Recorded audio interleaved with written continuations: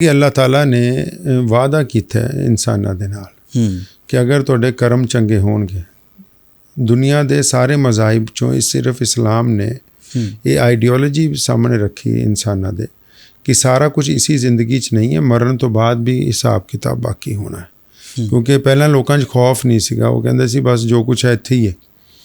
तो ये दस्सिया कि भी जन्नत और जहन्नुम दे नां तो एक निज़ाम कायम है कि अगर तुसी लोकां नाल बुरा करोगे, हक मारोगे, बदतमीजियाँ करोगे, किसी का दिल तोड़ोगे, नजायज़ कमाई खाओगे, किसी को नजायज़ कतल करोगे, तो मरण तो बाद भी तुहानूं उहदा अजाब जिहड़ा है भुगतना होएगा।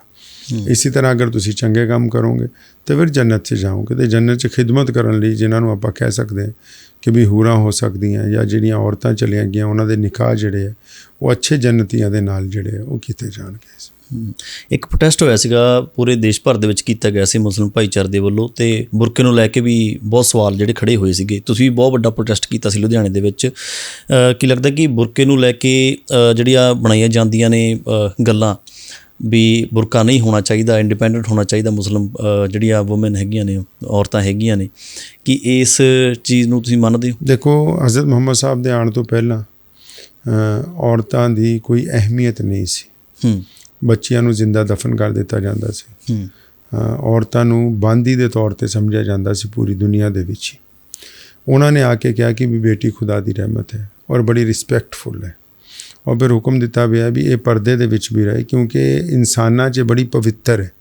मर्द नालों भी ज़्यादा औरत का मुकाम जिहड़ा है वो खुदा दी नज़दीक बहुत पवित्र है, बहुत ही आला है। क्यों? क्योंकि उहदे तो नस्ल चलती है, वो एक समाज दी माँ है, एक अच्छी तरबियत करने वाली भैन है, एक बेहतरीन बीवी है कि समझो। तो इसलिए औरत नूं बड़ी इस्लाम ने रिस्पैक्ट दी। ये किते नहीं कहा कि तालीम ना दिलवाओ, तालीम दिलवाओ अच्छी तो अच्छी होवे। किते नहीं कहा कि वो अफसर नहीं लग सकती या वो कोई कारोबार, सारियां चीज़ां करे, लेकिन इस्लाम ने कहा कि उसका लिबास थोड़ा खुला डुला होवे ताकि उसका जिहड़ा पाक जिसम है उहदे ते किसी दी गंदी निगाह ना पवे। इस्लाम दे पर्दे दे जिहड़ा निज़ाम है, व्यवस्था है, इहदे खिलाफ सब तो ज़्यादा जिहड़ा प्रचार भंडिया गया वो यूरोप च होया। ये मान सकते उत्थे गलती हुई है? नहीं, यूरोप ने इसलिए किया क्योंकि यूरोप जिहड़ा है वो पूरी दुनिया का व्यापारिक तबका है सब तो बड़ा। उन्होंने ये लगता है कि अगर दुनिया दे विच पर्दे का सिस्टम रहेगा तो साड़ी कॉस्मैटिक जिहड़ी है वो ज़्यादा विकण वाली नहीं, साढ़े बेहतरीन कपड़े ज़्यादा विकण वाले नहीं। क्योंकि जब तुसी पर्दे के निज़ाम नूं कायम करोगे बहुत सारी जरूरतां जिहड़ियां वो घट जांदी। और अगर असी पुरानी सभ्यता नूं देखिए, आप पंजाब च रहने हैं, अपनी सभ्यता देख लो, भारत के अलग अलग सूबे की देख लो, तो साढ़े बड़ी औरत नूं सत्कार दिता गया, औरत के सिर ते दुपट्टा रखा गया, वह लिबास जिहड़ा है साढ़े बड़ी तहजीब वाला लिबास है। पंजाबी लिबास भी अगर तुसी औरतां दा देखोगे, और ये जाहिर जी गल है कि किसी का भी लिबास देख के तुसी उहदे मुतालिक राय कायम करते हो। ये तो अजकल यूरोपियन मीडिया ने कहा ना भी कपड़े पान च की है। अगर तुसी ये समझते हो तो फिर सोना जवाहरात बाहर टंगन च की फ़र्क है? फिर गड्डी नूं लॉक काते लाने पे हो तुसी? अगर कोई अच्छी चीज़ है उन्होंने लुको के काते घर च रखते पे हो? अगर ये सिर्फ तुसी औरत नूं इस हद तक समझते हो गंदा कि एक माचिस की डिब्बी के उत्ते भी तुसी कुड़ी की फोटो छापते हो कि ये विके, कोल्ड ड्रिंक वेचनी है तां भी तुसी लड़कियां नूं, फुटबॉल खिलाना है तां भी लड़कियां नूं, मैच खिलाना है तां भी कुड़ियां नूं नचा रहे हो। ये रिस्पैक्ट दे रहे हो या उन्हां दे जरिए तुसी लोकां तो पैसे कमाने का ढंग अपना रहे हो? ये पता तो लगे ना भी औरत की रिस्पैक्ट की होंदी है। इस्लाम ने कहा उसकी रिस्पैक्ट है भी वह ऑर्डर घर दे विच तस्लीम किया जाए, उन्होंने एक बतौर माँ, एक बतौर भैन एक दर्जा दिता जाए। अज साडे देश अज तो 20 साल पहला पार्लीमेंट ने कहा कि औरत नूं अपनी की कहते जायदाद च हिस्सा देना है। इस्लाम ने अपनी होंद दे नाल ही ऐलान किया कि बेटी जिहड़ी है बाप की जायदाद दे विच विरासत दे विच हिस्सेदार है, तो बेटी जिहड़ी उन्होंने बराबर दे हक हासिल है तालीम हासिल करने दे। तो इसलिए मैं समझदा हाँ कि औरतों भी ये ख्याल रखना चाहिए कि उन्हों का जिहड़ा लिबास है, पर्दे का मतलब यही होंदा कि भी अपने आप नूं इस तरह का कम से कम ढकिया जाए कि दूसरा बंदा तुहाडे जिसम दे देख के कोई वो लज्जत महसूस ना करे। अज बड़ी बड़ियां शादियां होंदियां, तुसी देखो बड़े बड़े घराने दियां कई औरतां, उन्हां दे लिबास बिल्कुल इदां है कि जिसम जगह जगह तो नज़र आ रहा है। और बहुत ही लो कैटेगरी के लोग भी चाहे उत्थे खाना ही सर्व कर रहे होण, वो भी उन्हां नूं देख के खुश होंदे, एक दूसरे नूं दसदे कि वो देखो ਫਲਾਨੀ ਦੇ ਦੇਖੋ ਕੱਪੜੇ ਨਹੀਂ ਪਾਏ ਹੋਏ। ਤੇ ਇਹ ਇੱਜ਼ਤ ਦੀ ਗੱਲ ਹੈ? ਇਹ ਤਾਂ ਬੜੀ ਬੇਇੱਜ਼ਤੀ ਦੀ ਗੱਲ ਹੈ ਕਿ ਬਈ ਤੁਸੀਂ ਆਪਣੇ ਆਪ ਨੂੰ ਅਣਖੀ ਵੀ ਕਹਿੰਦੇ ਹੋ ਔਰ ਤੁਹਾਡੀਆਂ ਧੀਆਂ ਭੈਣਾਂ ਜਿਹੜੀਆਂ ਉਹਨਾਂ ਦੇ ਜਿਸਮ 'ਤੇ ਕੱਪੜੇ ਵੀ ਪੂਰੇ ਨਹੀਂ ਔਰ ਆਮ ਲੋਕ ਜਿਹੜੇ ਉਹਨਾਂ ਨੂੰ ਦੇਖ ਕੇ ਮਜ਼ੇ ਲੈ ਰਹੇ ਹੈ। ਤੇ ਇਹ ਤਾਂ ਕੋਈ ਅਣਖ ਦੀ ਗੱਲ ਨਹੀਂ। ਅਣਖ ਤਾਂ ਇਹੀ ਹੈ ਨਾ ਕਿ ਤੁਹਾਡਾ ਸਤਿਕਾਰ, ਤੁਹਾਡਾ ਮਿਆਰ ਜਿਹੜਾ ਉਹ ਬਾਕੀ ਰਹਿਣਾ ਚਾਹੀਦਾ। ਤੇ ਇਸਲਾਮ ਨੇ ਉਸੀ ਸਤਿਕਾਰ ਦੀ ਗੱਲ ਕੀਤੀ ਹੈ ਕਿ ਔਰਤ ਦਾ ਜਿਹੜਾ ਕਿ ਰੁਤਬਾ ਹੈ ਉਹਨੂੰ ਬਰਕਰਾਰ ਰੱਖੋ। ਔਰਤ ਨੂੰ ਤੁਸੀਂ ਪੈਸੇ ਕਮਾਉਣ ਦਾ ਜ਼ਰੀਆ ਨਾ ਸਮਝੋ, ਉਹਦੀ ਰਿਸਪੈਕਟ ਕਰੋ, ਚਾਹੇ ਉਹਨੂੰ ਬਾਦਸ਼ਾਹ ਹੀ ਕਿਉਂ ਨਾ ਬਣਾ ਦਿਓ, ਲੇਕਿਨ ਤੁਹਾਡੀਆਂ ਨਿਗਾਹਾਂ ਜਦ ਉਹਦੇ ਵੱਲ ਉੱਠਣ ਤੇ ਉਹਨਾਂ ਨਿਗਾਹਾਂ 'ਚ ਰਿਸਪੈਕਟ ਹੋਣੀ ਚਾਹੀਦੀ। ਔਰ ਇਸ ਦੇ ਬਾਰੇ ਔਰਤਾਂ ਨੂੰ ਵੀ ਕਿਸੇ ਹੱਦ ਤੱਕ ਸੋਚਣਾ ਜ਼ਰੂਰੀ ਹੈ ਕਿ ਕੀ ਉਹਨਾਂ ਦਾ ਜਿਹੜਾ ਲਿਬਾਸ ਹੈ ਉਹ ਇੱਕ ਮੁਹੱਜ਼ਬ ਹੈ, ਇੱਕ ਤਹਿਜ਼ੀਬ ਵਾਲਾ, ਇੱਕ ਕਿਰਦਾਰ ਵਾਲਾ ਲਿਬਾਸ ਹੈ, ਜਾਂ ਉਹਨਾਂ ਦਾ ਲਿਬਾਸ ਜਿਹੜਾ ਹੈ ਉਹ ਦੂਸਰੇ ਨੂੰ ਆਪਣੇ ਵੱਲ ਸਿਰਫ ਆਕਰਸ਼ਿਤ ਕਰਨ ਦੇ ਲਈ ਹੈ। ਇਹਦੇ ਉੱਤੇ ਵਿਚਾਰ ਕਰਨਾ। ਲੇਕਿਨ ਇੱਥੇ ਇਹ ਗੱਲ ਕਹਿਤੀ ਜਾਂਦੀ ਨੇ ਵੀ ਮੈਂ ਜੋ ਲਿਬਾਸ ਪਾਵਾਂ ਸੋ ਪਾਵਾਂ, ਵੀ ਸਾਹਮਣੇ ਵਾਲੇ ਦੀ ਨਿਗਾਹ ਗੰਦੀ ਹੈ ਤਾਂ ਉਹਦੇ ਵਿੱਚ ਮੈਂ ਕੀ ਕਰਾਂ। ਇਹ ਵੀ ਗੱਲਾਂ ਖੜੀਆਂ ਹੁੰਦੀਆਂ। ਇਹ ਯੂਰਪ ਦੀਆਂ ਬਣਾਈਆਂ ਹੋਈਆਂ ਗੱਲਾਂ ਨਾ। ਮੈਂ ਉਹੀ ਤਾਂ ਗੱਲ ਕਹੀ ਕਿ ਤੁਸੀਂ ਕੰਮ ਕਰੋ ਨਾ ਕਿ ਜਿੰਨੇ ਹੀਰੇ ਜਵਾਹਰਾਤ ਨੇ ਲੋਕਰ ਲੈ ਕੇ ਕਾਹਤੇ ਰੱਖਦੇ ਪਏ ਹੋ? ਅੱਛੀ ਗੱਡੀ ਨੂੰ ਲੋਕ ਕਿਉਂ ਲਗਾਉਂਦੇ ਪਏ ਹੋ?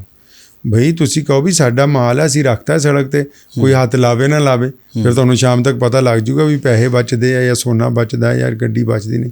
ਤੁਸੀਂ ਅੱਛੀ ਇੱਕ ਮੋਬਾਈਲ ਨੂੰ ਵੀ ਤੁਸੀਂ ਅਗਰ ਖਰੀਦਦੇ ਹੋ, 1-2 ਲੱਖ ਰੁਪਏ ਦਾ ਮੋਬਾਈਲ ਐਪਲ ਦਾ ਖਰੀਦਦੇ ਹੋ, ਤੁਹਾਨੂੰ ਸਭ ਤੋਂ ਪਹਿਲਾਂ ਫਿਕਰ ਹੈ ਕਿ ਪਹਿਲਾਂ ਇਹਦੇ ਉੱਤੇ ਗਾਰਡ ਲਵਾਈਏ, ਫਿਰ ਉਹਦੇ ਉੱਤੇ ਕਵਰ ਪਾਈਏ, ਫਿਰ ਉਹਨੂੰ ਵੀ ਆਪਣੇ ਪਰਸ 'ਚ ਸੰਭਾਲ ਕੇ ਰੱਖੀਏ।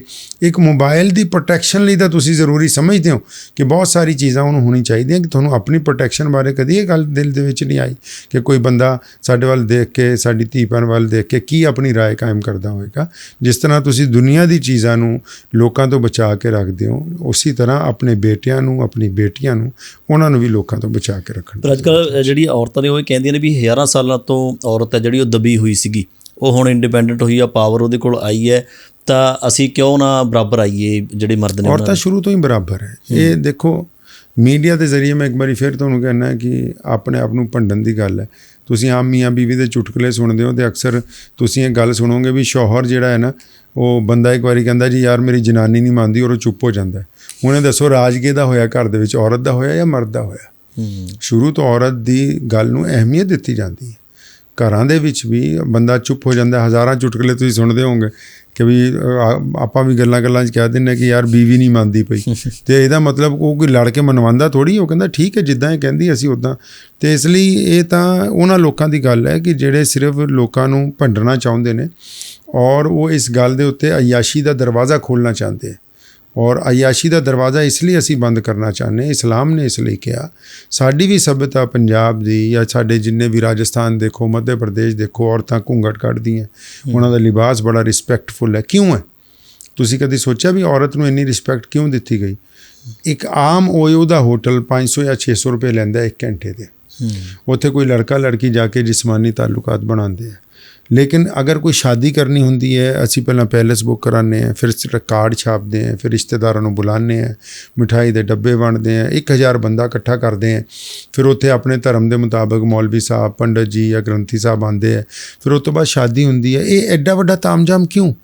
ਉਹ ਸਾਰਾ ਕੰਮ ਤਾਂ 1000 ਰੁਪਏ 'ਚ ਹੀ ਹੋ ਰਿਹਾ ਉਹਦੇ ਹੋਟਲ 'ਚ। ਅਤੇ ਲੇਕਿਨ ਅੱਛਾ ਇਸ ਸ਼ਾਦੀ ਤੋਂ ਬਾਅਦ ਵੀ ਕੀ ਹੋਣਾ? ਮੀਆਂ ਬੀਵੀ ਨੇ ਮਿਲਣਾ ਹੀ ਹੈ ਨਾ ਕਮਰੇ 'ਚ। ਇਹ ਐਡਾ ਵੱਡਾ ਤਾਮਝਾਮ ਕਿਉਂ? ਇਹ ਐਡਾ ਵੱਡਾ ਤਾਮਝਾਮ ਇਸ ਲਈ ਹੈ ਕਿਉਂਕਿ ਔਰਤ ਇੰਨੀ ਮੁਤਬਾਰਕ ਹੈ ਔਰ ਉਹਨੇ ਨਸਲ ਇੱਕ ਪੈਦਾ ਕਰਨੀ ਹੈ। ਇਸ ਲਈ ਅਸੀਂ ਸਾਰੇ ਸਮਾਜ ਨੂੰ ਦੱਸਦੇ ਹਾਂ ਕਿ ਅੱਜ ਤੋਂ ਇਹ ਲੜਕਾ ਲੜਕੀ ਅਸੀਂ ਇਕੱਠੇ ਕਰ ਦਿੱਤੇ ਹੈ, ਇੱਕ ਦੂਸਰੇ ਦੇ ਮੀਆਂ ਬੀਵੀ ਹੈ, ਤਾਂ ਕਿ ਕੱਲ੍ਹ ਨੂੰ ਜਿਹੜੀ ਔਲਾਦ ਇਹਨਾਂ ਦੇ ਘਰ ਦੇ ਵਿੱਚ ਪੈਦਾ ਹੋਵੇ ਉਹਦੀ ਸਮਾਜ 'ਚ ਰਿਸਪੈਕਟ ਹੋਵੇ, ਪਤਾ ਹੋਵੇ ਵੀ ਇਹ ਫਲਾਣੇ ਮੁਸਲਮਾਨ ਦਾ, ਫਲਾਣੇ ਸਰਦਾਰ ਸਾਹਿਬ ਦਾ ਬੇਟਾ ਹੈ, ਫਲਾਣੇ ਪੰਡਤ ਜੀ ਦਾ ਬੇਟਾ ਹੈ। ਕੀ ਸਮਝੋ ਵੀ ਇਹਨਾਂ ਦੀ ਸ਼ਾਦੀ 'ਚ ਅਸੀਂ ਫਲਾਣੇ ਜਣੇ ਗਏ ਸੀ, ਇਹਨਾਂ ਦੇ ਮਾਂ-ਬਾਪ ਦੀ ਸ਼ਾਦੀ 'ਚ। ਇਹ ਔਲਾਦ ਦੇ ਜ਼ਰੀਏ ਨੂੰ ਪਾਕ ਕਰਨ ਦੇ ਲਈ ਮੁਕੱਦਸ ਰਿਸ਼ਤਾ ਹੈ ਨਾ, ਕਿਉਂਕਿ ਉਸ ਰਿਸ਼ਤੇ ਤੋਂ ਇਨਸਾਨੀਅਤ ਚੱਲਣੀ ਹੈ, ਅੱਗੇ ਨਸਲ ਕਾਇਮ ਹੋਣੀ ਹੈ। ਅਤੇ ਇਹ ਤਾਂ ਸਾਨੂੰ ਵੀ ਪਤਾ ਵੀ 1000 ਰੁਪਏ 'ਚੋਂ ਕੰਮ ਹੋ ਸਕਦਾ, ਲੇਕਿਨ ਲੱਖਾਂ ਰੁਪਈਏ ਤਾਂ ਲਾਣੇ ਤਾਂ ਕਿ ਉਸ ਮੁਕੱਦਸ ਰਿਸ਼ਤੇ ਦੀ ਪਿਓਰਿਟੀ ਜਿਹੜੀ ਹੈ ਉਹ ਦੁਨੀਆ ਦੇ ਸਾਹਮਣੇ ਆਉਣੀ ਚਾਹੀਦੀ ਹੈ। ਅਤੇ ਇਸੀ ਗੱਲ ਤੋਂ ਤੁਸੀਂ ਅੰਦਾਜ਼ਾ ਲਗਾ ਲਓ ਕਿ ਔਰਤ ਦੀ ਕਿੰਨੀ ਰਿਸਪੈਕਟ ਹੈ ਕਿ ਇੱਕ ਨਿਕਾਹ ਜਾਂ ਇੱਕ ਸ਼ਾਦੀ ਜਾਂ ਇੱਕ ਮੰਡਪ ਜਿਹੜਾ ਹੈ ਉਹ ਇਸ ਲਈ ਸਜਾਇਆ ਜਾਂਦਾ ਹੈ ਤਾਂ ਕਿ ਲੋਕਾਂ ਨੂੰ ਇਹ ਦੱਸਿਆ ਜਾਵੇ ਕਿ ਇਹ ਰਿਸ਼ਤਾ ਬੜੀ ਪਾਕੀ ਦੇ ਨਾਲ ਜਿਹੜਾ ਉਹ ਸਥਾਪਿਤ ਕੀਤਾ ਜਾ ਰਿਹਾ, ਇਹਦੇ 'ਚ ਨਾਪਾਕੀ ਦੀ ਜਿਹੜੀ ਹੈ ਕੋਈ ਜਗ੍ਹਾ ਨਹੀਂ ਹੈ। ਵਿਆਹ ਸ਼ਾਦੀ ਦੀ ਗੱਲ ਚੱਲਦੀ ਸੀ, ਇੱਕ ਹੋਰ ਸਵਾਲ ਆਇਆ ਵੀ ਕਿਹਾ ਜਾਂਦਾ ਵੀ ਮੁਸਲਿਮ ਭਾਈਚਾਰੇ ਦੇ ਵਿੱਚ ਵਿਆਹ ਸ਼ਾਦੀ ਨੂੰ ਲੈ ਕੇ ਕੋਈ ਰੋਕ ਟੋਕ ਨਹੀਂ ਹੈਗੀ ਕਿ ਇੱਕ ਤੋਂ ਵੱਧ ਵਿਆਹ ਕਰਵਾ ਸਕਦੇ, ਕੀ ਗੱਲ ਸੱਚ ਹੈ? ਹਾਂ ਬਿਲਕੁਲ ਸੱਚ ਹੈ ਜੀ। ਕੁਰਾਨ ਪਾਕ ਨੇ ਬੜਾ ਜ਼ਿਕਰ ਕੀਤਾ ਹੈ ਇਹਨਾਂ ਗੱਲਾਂ ਦਾ। ਕੁਰਾਨ ਸ਼ਰੀਫ ਇਸ ਗੱਲ ਨੂੰ ਲੈ ਕੇ ਇੱਕ ਐਸੀ ਕਿਤਾਬ ਹੈ ਦੁਨੀਆ ਦੀ ਜਿਹਨੇ ਬਹੁਤ ਸਾਰੇ ਐਸੇ ਪਹਿਲੂਆਂ ਨੂੰ ਵੀ ਉਜਾਗਰ ਕੀਤਾ ਹੈ ਜਿਹਦੇ 'ਚ ਬਹੁਤ ਸਾਰੇ ਧਰਮੀ ਲੋਕ ਜਿਹੜੇ ਚੁੱਪ ਹੋ ਜਾਂਦੇ। ਮਿਸਾਲ ਦੇ ਤੌਰ 'ਤੇ ਵਿਆਹ ਤੋਂ ਪਹਿਲਾਂ ਮੈਂ ਤੁਹਾਡੇ ਨਾਲ ਗੱਲ ਕਰਦਾ, ਆਪਣੇ ਦੇਸ਼ 'ਚ ਕਾਨੂੰਨ ਵੀ ਬਣਿਆ ਕਿ ਵੀ 3 ਤਲਾਕ ਜੀ ਪਾਰਲੀਮੈਂਟ ਨੇ ਕਿਹਾ ਕਿ ਇੱਕੋ ਵਾਰੀ 3 ਤਲਾਕ ਦਓਗੇ ਤੇ ਉਹ ਨਹੀਂ ਹੋਣਗੀਆਂ ਤੁਹਾਨੂੰ। ਇਸਲਾਮ ਨੇ ਇਹਨੂੰ ਤਲਾਕ-ਏ ਬਿਦਤ ਕਿਹਾ। ਅਗਰ ਤੁਸੀਂ ਕਦੀ ਇਹਦੇ ਤੇ ਰਿਸਰਚ ਕਰੋ, ਇਹ ਕੀ ਹੁੰਦੀ ਹੈ? ਬਿਦਤ ਦਾ ਮਤਲਬ ਬੁਰਾਈ। ਅੱਲਾਹ ਤਾਲਾ ਨੇ ਕਿਹਾ ਕਿ ਵੀ ਮੈਨੂੰ ਹਲਾਲ ਚੀਜ਼ਾਂ ਦੇ ਵਿੱਚ, ਯਾਨੀ ਜਿਹੜੀਆਂ ਚੀਜ਼ਾਂ ਜਾਇਜ਼ ਕੀਤੀਆਂ ਗਈਆਂ, ਉਹਨਾਂ 'ਚ ਸਭ ਤੋਂ ਬੁਰੀ ਅਗਰ ਕੋਈ ਚੀਜ਼ ਲੱਗਦੀ ਹੈ ਤੇ ਉਹ ਤਲਾਕ ਹੈ। ਤਲਾਕ ਬੁਰੀ ਕਿਉਂ ਲੱਗਦੀ ਹੈ ਖੁਦਾ ਨੂੰ ਇਹ ਵੀ ਸੁਣੋ। ਜਦ ਦੁਨੀਆ ਸਿਰਜੀ, ਕੁਰਾਨ ਪਾਕ 'ਚ ਉਹਦਾ ਜ਼ਿਕਰ ਹੈ। ਹਰ ਮਜ਼ਹਬ ਵਾਲਾ ਇਹਦਾ ਆਪਣਾ ਆਪਣਾ ਹੋਏਗਾ, ਲੇਕਿਨ ਮੈਂ ਆਪਣਾ ਅਕੀਦਾ ਦੱਸਦਾ, ਕਿਉਂਕਿ ਕਈ ਲੋਕ ਸਾਨੂੰ ਕਹਿ ਦਿੰਦੇ ਕਿ ਜੀ ਇੱਦਾਂ ਨਹੀਂ ਸਿਰਜੀ ਉੱਦਾਂ ਸਿਰਜੀ। ਮੈਂ ਉਹਨਾਂ ਨੂੰ ਕਹਿਣਾ ਹੁੰਦਾ ਕਿ ਤੁਸੀਂ ਆਪਣੇ ਧਰਮ ਦੇ ਮੁਤਾਬਕ ਮੰਨੋ, ਅਸੀਂ ਆਪਣੇ ਧਰਮ ਦੇ ਮੁਤਾਬਕ ਮੰਨਦੇ। ਅਤੇ ਜਦ ਦੁਨੀਆ ਸਿਰਜੀ ਗਈ, ਹਜ਼ਰਤ ਆਦਮ ਜਿਹੜੇ ਖੁਦਾ ਦੇ ਨਬੀ ਨੇ, ਜਿੱਥੋਂ ਆਦਮੀ ਬਣਿਆ, ਉਹਨਾਂ ਨੂੰ ਅੱਲਾਹ ਤਾਲਾ ਨੇ ਬਣਾਇਆ ਮਿੱਟੀ ਤੋਂ। ਜਦ ਉਹਨਾਂ 'ਚ ਰੂਹ ਫੂਕੀ ਗਈ ਅਤੇ ਬਾਬਾ ਜਿਹੜਾ ਸੀ ਸਾਡਾ ਬਾਬਾ ਆਦਮ, ਅਸੀਂ ਉਹਨੂੰ ਕਹਿੰਦੇ ਹਾਂ, ਅਤੇ ਉਹ ਜੰਨਤ 'ਚ ਉਹਨਾਂ ਨੂੰ ਛੱਡਿਆ ਗਿਆ। ਅਤੇ ਜੰਨਤ 'ਚ ਰਹਿੰਦੇ ਸੀ ਅਤੇ ਉਦਾਸ। ਅਤੇ ਇੱਕ ਦਿਨ ਫਿਰ ਅੱਲਾਹ ਤਾਲਾ ਨੇ ਉਹਨਾਂ ਦੇ ਲਈ ਇੱਕ ਜੋੜਾ, ਅੰਮਾ ਹੱਵਾ ਉਹਨਾਂ ਨੂੰ ਅਸੀਂ ਕਹਿੰਦੇ, ਜਿਹੜੇ ਇਨਸਾਨਾਂ ਦੀ ਮਾਂ ਆ, ਉਹਨਾਂ ਨੂੰ ਸਿਰਜ ਦਿੱਤਾ। ਅਤੇ ਉਹ ਜਦ ਸਵੇਰ ਨੂੰ ਉੱਠੇ ਅਤੇ ਦੇਖਿਆ ਵੀ ਉਹਨਾਂ ਦੇ ਕੋਲ ਇੱਕ ਬੜੀ ਖੂਬਸੂਰਤ ਖਾਤੂਨ ਬੜੇ ਸੋਹਣੇ ਲਿਬਾਸ ਦੇ ਵਿੱਚ ਆਰਾਮ ਕਰ ਰਹੀ। ਅਤੇ ਉਹਨਾਂ ਨੇ ਖੁਦਾ ਨੂੰ ਪੁੱਛਿਆ ਵੀ ਇਹ ਕੌਣ ਹੈ। ਹੁਣ ਕਿਉਂਕਿ ਉਹ ਪਹਿਲੇ ਇਨਸਾਨ ਸੀ ਦੁਨੀਆ 'ਚ, ਇਹ ਪਹਿਲੀ ਔਰਤ ਸੀ, ਅਤੇ ਖੁਦਾ ਨੇ ਇਹ ਨਹੀਂ ਕਿਹਾ ਵੀ ਤੇਰੀ ਭੈਣ ਹੈ ਜਾਂ ਤੁਹਾਡੀ ਮਾਂ ਆ। ਇਨਸਾਨਾਂ 'ਚ ਜਿਹੜੀ ਪਹਿਲੀ ਰਿਸ਼ਤੇਦਾਰੀ ਹੋਈ ਤਾਂ ਖੁਦਾ ਨੇ ਆਦਮ ਨੂੰ ਕਿਹਾ ਕਿ ਆਦਮ ਇਹ ਤੇਰੀ ਜ਼ੌਜਾ ਹੈ, ਮਤਲਬ ਇਹ ਤੇਰੀ ਬੀਵੀ ਹੈ। ਮਤਲਬ ਇਸਲਾਮ ਇਹ ਕਹਿੰਦਾ ਹੈ ਕਿ ਇਨਸਾਨੀਅਤ ਦੀ ਹੋਂਦ ਦੇ ਵੇਲੇ ਸਭ ਤੋਂ ਪਹਿਲਾਂ ਜਿਹੜਾ ਰਿਸ਼ਤਾ ਆਪਸ ਦੇ ਵਿੱਚ ਜੋੜਿਆ ਗਿਆ, ਜਿੱਥੋਂ ਬੰਦੇ ਸ਼ੁਰੂ ਹੋਏ, ਉਹ ਭਾਈ